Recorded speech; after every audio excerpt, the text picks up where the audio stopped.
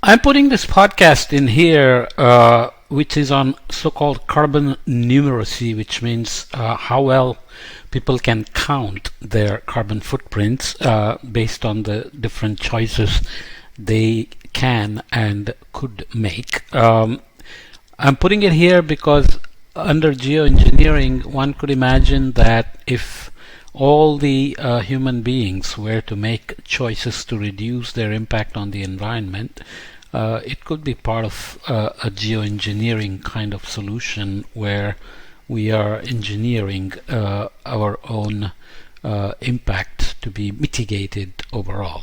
Whatever the logic, right? But the points made here are kind of simple and yet quite illustrative in terms of how the carbon numeracy is rather low among people. Numeracy is any ability to do math. So a group was selected in the US, so that has to be kept in mind. But I suspect even if you do this elsewhere, you're going to get similar results in terms of the lack of complete understanding of how carbon footprint works and how the different choices are stack up against each other and so on. Also, these this group was asked so-called non-climate control questions, which means math questions that are not related to climate at all, just to make sure that they could be ranked in terms of their general numeracy, in terms of their ability to do math. And then carbon footprint related climate action questions were asked to look at their carbon numeracy. So these are few points that basically indicate that people need a lot of help in understanding how the choices are made. Elsewhere, I have put in the podcast on how even making simple choice of paper versus plastic versus cloth bag for your grocery shopping is not as simple as you think, because when you do life cycle analysis, depending on the environmental question you ask, some of the low-density polyethylene bags may turn out to be better than cloth bags or paper bags, right? So you have to be always questioned. So the idea is not to make individuals feel guilty, but to give them the tools with which they can make the right choices. So the 25 most common responses to an open-ended question about the single most effective action the participant could take to reduce greenhouse gases. Color indicates self-reported political orientation, which turns out to be very critical in the US in terms of their belief in climate change, who is responsible for it, whether government should do something about it, whether they will be willing to pay taxes, and so on. Overall, it turns out that actual climate action is not so dependent on their political orientation.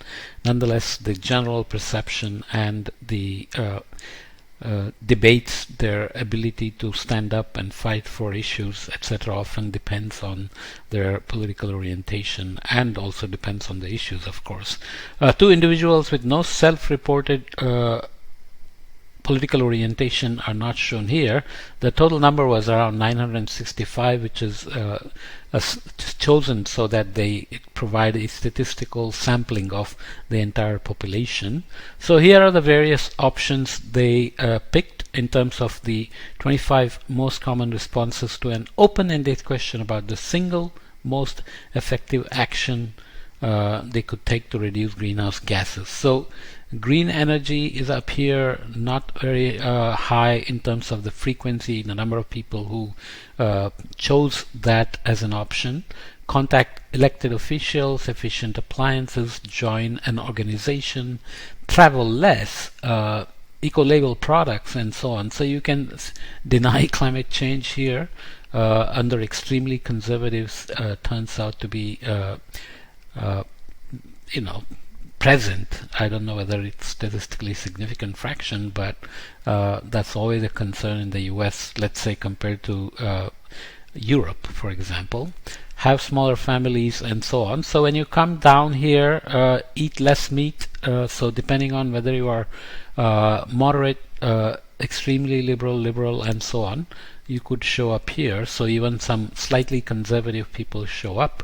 Conserve energy works for all, including extremely conservative. So there are some no regret kind of decisions, but plant-based diet is not so keen for extremely conservative people. So don't read too much into it, other than to say people have their own idea on how individual action can help climate change. So reducing greenhouse gases, again, extremely conservative people don't show up, but extremely liberal and slightly liberal people make up a lot of the responses.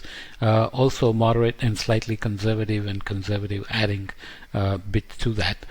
Bike, walk, take transit, again similar distribution, but now the frequency is higher. And drive less is got the most responses in terms of the frequency of answers. So extremely liberal and moderate to slightly slightly liberal and moderates and slightly conservatives, and even extremely conservative people here show up saying drive less. So there may be some indication as to how policies and other facilities can be made to exploit this belief that driving less is helpful for reducing climate change, our own impacts as individual choices. But here you have to remember that they chose that as the single most effective action, so one has to be careful about that as well. So if you look at the proportion of participants that ranked each of the 15 actions as low, medium, or high impact, each action is labeled at the right for the assessed impact based on past research. So what is people's perception and what is reality from research can always be compared to look at how people's perceptions are different from what is real. In terms of impacts, actions assessed as low impact account for less than 1% of an average North American's annual carbon footprint, medium impact account for 1 to 5%, and high impact account for more than 5%. So we're talking about fairly small amounts anyways. Note that all percentage values not all percentage values add to 100%, because some of the rounding is done and some low numbers are dropped off and so on and so forth. Nonetheless, keeping in mind low, moderate, and high impacts and actual impacts. So switch SUV to public transport.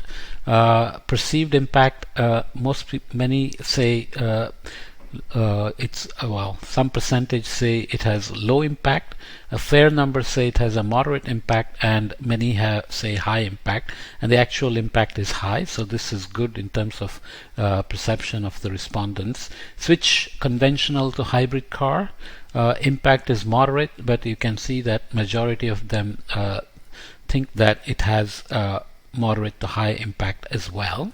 Recycle comprehensively, vote for a carbon tax. So you can see that actual impact depends on the civic details of how the tax income is used and so on. So even the questions, the way they are asked, can make a big difference in the responses they evoke. So one has to be careful, especially if you want details on this. You should follow up Yale's Climate 360, I think, or Global Warming 360. They do a survey that's constantly updated, and they do a lot of work on how different questions can evoke different answers, even when they are closely related to each other. Like if you just say, would you support a carbon tax, most people might say no. But if you say, would you support a carbon tax whose revenue would be used for cleaning the environment, then many more people say yes, they will support it. So one has to be careful. Switch from plastic to canvas bags. More than 30% think it has a low impact, 45% think it has moderate impact, and 23% think it has high impact. So in actuality it has a low impact, because as I said before, it's a lot of it's dependent on life cycle analysis and the environmental questions you are asking. Hang dry clothing, vote in favor of nuclear plant, buy one local food. So this has a low impact as well, but a lot of people think also it has a low impact, but majority of them think it has a moderate or high impact. Okay, Buy waste no extra food. You think this is a no regret decision, but many think it has low impact, where it has moderate impact. Buy only packaged food. Wash laundry in cold water. Many think it has low impact, but it has actually a moderate impact. Eat vegan diet. 48% think it has a low impact, but actually it has a high impact. So this is a clear example where almost a majority think it has a low impact, but actually it has a high impact in terms of reducing meat consumption and its environmental impact. Avoid one trans-Pacific flight. 48% again think it has a low impact, and only 33% think it's moderate, and 19% only think it's high impact, whereas in actuality it has a high impact. So most people, it turns out, underestimate the impact of flying. Okay, this is quite common. Do not litter. 49% think it has low impact, and in fact it does have low impact, but of course it has other impacts in terms of affecting trash that gets into the oceans, harms marine life and birds, and generally make the neighborhood be less attractive. Prices can drop for houses and so on and so forth. Don't buy GMO food. 73% think it has a low impact, and answer is indeed it's a low impact. So you can see that perceptions can vary as well. So accuracy in making 4 climate impact trade-offs. The trade-off questions were ranged from miles of driving a hybrid versus 100 miles in a conventional cars. Number of hamburgers was 1 transatlantic flight. Hours of LED lights versus 1 load of hang-dried laundry. Year of unpackaged food versus 1 year of vegetarian food, and so on. And the correct range is given, and the median estimate is given.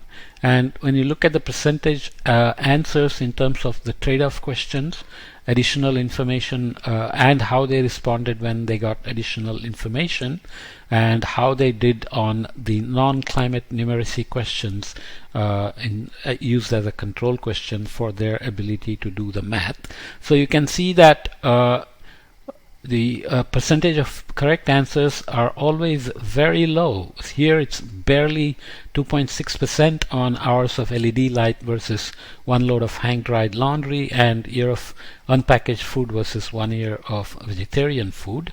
But when you give additional information, the numbers go up quite impressively. So obviously that indicates that awareness can help. Awareness campaigns designed to address the carbon numeracy issues can be very helpful. Going from 2.6% correct answers to 71% is really impressive, and 2.6% to 68.2%, and all of them have high numeracy in the non-control climate question. Finally, distance traveled by a hybrid versus 100 miles in a conventional mid-size vehicle with absolute emissions given here. So the correct answers are where the red bars are, and you can see that the number of people answering with different frequencies are all over the place, even though you can say majority are in the right range here, with some being way outside. Whereas here, the correct range is here, but in terms of the number of hamburgers which would replace a transatlantic flight, majority are wrong. So people don't have a good sense of how high the carbon footprint is from flying. Here, LED lighting versus hang drying again. The correct answer is over here, and almost all are wrong here.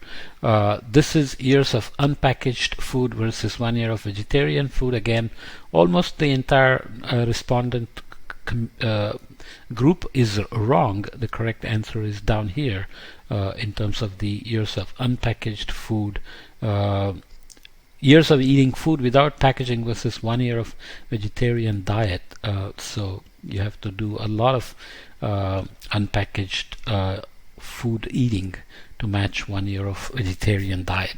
Vegetarian diet in general is always much more environmentally friendly compared to meat eating and packaged food, which comes with a lot of externalities like health impacts because of the uh, preservatives and so on that are embedded in them as well, and so on. But nonetheless, this gives you a sense that there is a very desperate need to educate people on carbon footprint accounting. There are many apps available where the details are not often provided, so people may not be able to make these alternate choices. They may be able to compute their footprint easily, but how do they switch from, let's say, flying versus hamburger eating versus hang drying, and so on and so forth. So that requires much more awareness campaigns. And good news is that additional information makes people come up with the right answer at a very high percentage. So just keep that in mind.